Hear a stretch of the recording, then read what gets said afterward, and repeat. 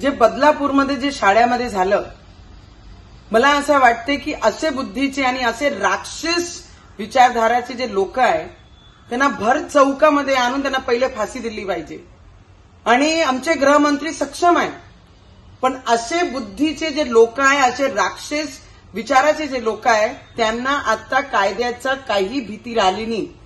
तर त्याकरिता आमची सरकार आणि आपले गृहमंत्री साहेबांना मी विनंती करते की असे बुद्धीचे लोकांना, असे विचारधाराचे लोकांना की लहान मुलांना, लहान बाळांना सुद्धा ते सोडत नाहीये.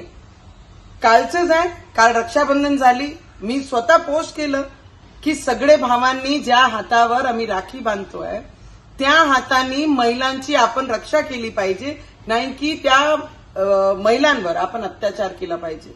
मला नाही वाटते, मनाला खूप वेदना होतात आहे, कारण लहान लहान मुलांसोबत असे विचारधाराचे लोक जेव्हा असं कृत्य करतात, तर मला असं वाटते कायदा असा बनला पाहिजे की त्यांना कायद्याची भीती हे परमनंट त्यांच्या डोक्यात राहिली पाहिजे. आणि असे कृत्य करणारे जे लोक आहेत त्यांना भर चौकात आणून त्यांना फाशी दिली पाहिजे, एवढी विनंती मी नक्की करेन.